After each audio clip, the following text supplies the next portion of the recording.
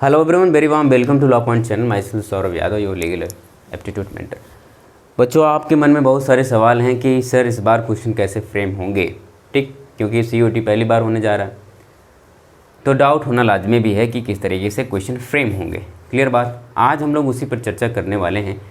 सबसे बड़ा सवाल ये कि क्वेश्चन कैसे फ्रेम होंगे, उस पर चर्चा हो जाएगी एक बार, उसके बाद आपके सारे डाउट क्लियर हो जाएंगे और आप अपनी तैयारी को अच्छे से बढ़ाएंगे। क्लियर बात। चलो, तो सभी लोग बताएं अच्छे होंगे, सब लोग स्वस्थ मस्त होंगे। हाँ, वीडियो को क्या कर लें, लाइक कर लें और तुरंत अपने दोस्तों के साथ शेयर कर दें ताकि वो भी इस सेशन का पूरा बेनिफिट ले सकें और वो ये जान सकें कि क्वेश्चन की फ्रेमिंग किस तरीके से होने वाली है इस बार। चलो, अच्छा, क्या हमारा टॉपिक है क्वेश्चन की फ्रेमिंग कैसे होगी, है ना। क्वेश्चन की फ्रेमिंग कैसे होगी, ज़रा इसको हम लोग देखते हैं। क्वेश्चन को वो लोग फ्रेम कैसे करेंगे, कौन, NTA। सभी को पता है कि CUT का जो एग्ज़ाम है वो NTA करवा रहा है, तो वो किस तरीके से क्वेश्चन फ्रेम करेंगे, चलो ज़रा देखते हैं। तो सबसे पहले आप देखते थे कि भाई क्या करता था, डायरेक्ट वो पूछ लेता था कि कोई सवाल पूछा, जैसे ही पूछा आर्टिकल 21 कहाँ रिलेटेड है, किससे रिलेटेड है, तो आपके एक ऑप्शन, दो ऑप्शन, तीन ऑप्शन और चार ऑप्शन, ये तरीका होता था कि वो डायरेक्ट ऐसे पूछ लेता था। क्लियर बात। अच्छा, दूसरा तरीका उसका क्या होता था, अच्छा दूसरा तरीका है क्या NTA का, तो वो पूछता है भाई कि लीगल प्रिंसिपल आपको देगा, है ना, लीगल प्रिंसिपल देगा, उसके साथ फैक्ट दे देगा। ठीक, लीगल प्रिंसिपल और फैक्ट वाले क्वेश्चन आपको देखने को मिलेंगे। क्लियर बात। ये एक दो क्वेश्चन, दो चार क्वेश्चन आपको देखने को मिलेंगे। क्लियर बात। वो अपने आप से एक लीगल प्रिंसिपल बताएगा और एक फैक्ट होगा जिसपे उसके बाद आपको डिसाइड करना है। ये तो भाई दूसरा तरीका हो गया। अच्छा, तीसरा तरीका क्या होगा NTA का पूछने का, एक होगा एसर्शन, है ना, एसर्शन होगा और दूसरा पॉइंट होगा रीजन। ठीक, तो एक बात यहाँ स्टेटमेंट लिखी हुई होगी, एक स्टेटमेंट लिखा होगा, फिर उसके बाद दिया जाएगा रीजन, क्या रीजन है, तो वो पूछेंगे। फिर बाद में क्वेश्चन आंसर में रहेगा रीजन और एसर्शन दोनों सही हैं, सिर्फ रीजन सही है या सिर्फ एसर्शन सही है, तो वो क्या होगा, वो ऑप्शन में आप वो चूज करेंगे। ये तीसरा टाइप है इनका। क्लियर बात। ये तीसरे तरीके से पूछते हैं। अच्छा, ये बच्चे इनका एक टाइप था कि इस तरीके से क्वेश्चन ये पूछता था, कौन, NTA इस तरीके से क्वेश्चन पूछता था। क्लियर। तो इस तरीके से ये क्वेश्चन फ्रेम होते थे NTA के द्वारा अभी तक। क्लियर। अच्छा, अब क्या नया और कर सकता है, उस पर हम जरा देखें, नया क्या कर सकता है उस पर बात करते हैं। जरा देखो नया क्या कर सकता है, इसको मिटाते हैं, इससे पहले आप इसका स्क्रीनशॉट ले लेंगे। क्लियर बात। अच्छा, ज़रा देखो इस बार नया क्या करेगा वो। ठीक, अच्छा, ऐसे लिखेगा, पहला लिखेगा, ऐसे लिखेगा स्टेटमेंट वन, है ना। जैसे कि हम लोग स्टेटमेंट 1 लिखें और ये कहें कि जैसे कि स्टेटमेंट 1 में लिखें, कुछ बातें चाहे गलत लिख लें, कुछ बातें यहाँ सही लिख लें। ठीक, जैसे कहें कि कॉन्ट्रैक्ट, है ना, जैसे कि हम हैं माइनर कॉन्ट्रैक्ट इज वाइड, है ना, माइनर कॉन्ट्रैक्ट इज वाइड, ये पहला हमारा स्टेटमेंट हो गया। अच्छा, दूसरा स्टेटमेंट क्या है, ठीक, या फिर हम minor contract is not wide. ठीक, क्लियर बात। अब तीसरी बात देख लें, contract must be in free consent. ठीक, तो ये हो गया एक तीसरा स्टेटमेंट। और चौथा स्टेटमेंट हो गया statement 4, unsound person can make contract.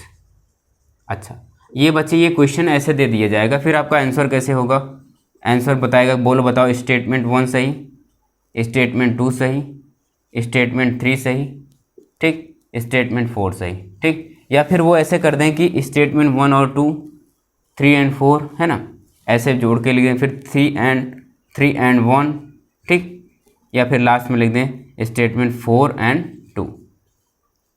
तो ऐसे ही वो क्या करेंगे, आंसर को फ्रेम करेंगे ताकि आप थोड़ा सा कंफ्यूज हो जाएं।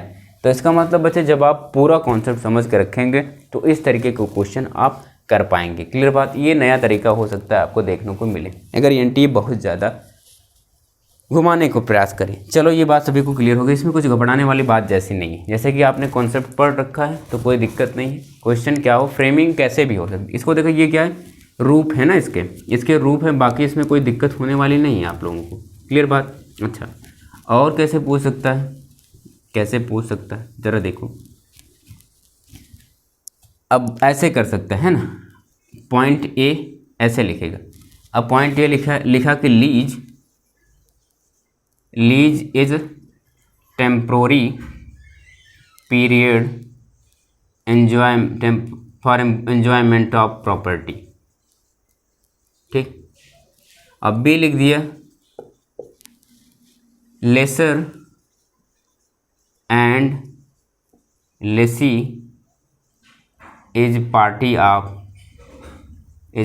Of lease. ठीक।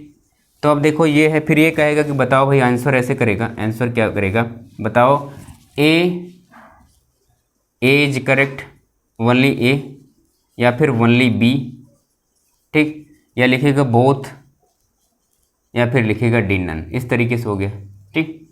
आ रही बात समझ। या बच्चे इसी को कैसे आंसर फ्रेम कर सकता है, जरा यहाँ देखो, है ना।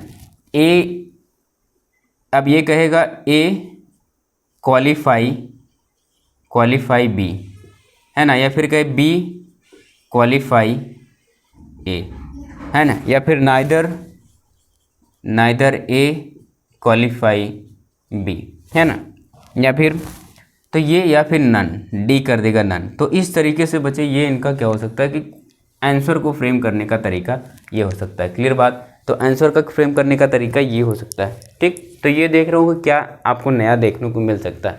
हालांकि पुराना जो है उससे एनटी अडिग ही रहेगा, लेकिन अगर वो कुछ नया पूछता है तो क्या पूछेगा वो चीज़ें आप देख पा रहे हैं। क्लियर बात सभी को। अच्छा, और देखो क्या कह सकता है, एक तरीका और होता है एनटीए का, जो डायरेक्ट आपसे, जो आप इससे पहले भी पूछता था और इस बार भी पूछेगा। क्लियर बात। जैसे कि इधर हम लोग लिख लें, इधर हम लोग आर्टिकल लिख लें, आर्टिकल 21, आर्टिकल 14, आर्टिकल 13, है ना, आर्टिकल 19।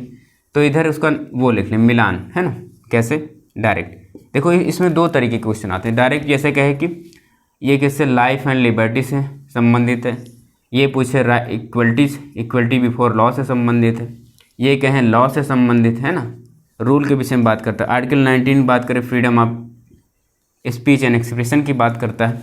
तो ये डायरेक्ट आपसे पूछ लेगा कि ऐसे मिलान करी, है ना, मिलान करी। यहाँ देखो ऑप्शन ऐसे होगा, ऑप्शन क्या होगा, ए ऐसे, बी सी और डी, फिर ऐसे 1 2 3 4, फिर ए ये ऐसे करके, फिर ऐसे 2 3 1 4। एक तो तरीका ये हो गया भाई।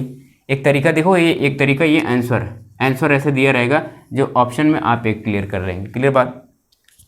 और ये बात होगी बच्चे। दूसरा देखो कैसे होता है ना, दूसरा ये सिर्फ इसमें एक ही सही होता है ना, बाकी 3 गलत होते हैं। बाकी 3 गलत इसमें बताता है कि बताओ सही वाला कौन सा। मान लो ये सही है तो ये सही हो गया, बाकी 3 में गलत दिए रहते हैं। क्लियर बात। अच्छा, कई बार होता है कि सिर्फ 2 ही सही दिए रहेंगे, है ना, सिर्फ क्या हुआ 2 सही। मान लो ये भी सही है, ये भी सही है ना, तो उसमें पूछेगा कि कौन सा। ये मान लो ये हमारा ए हो गया, ये बी हो गया, और ये सी और ये डी हो गया।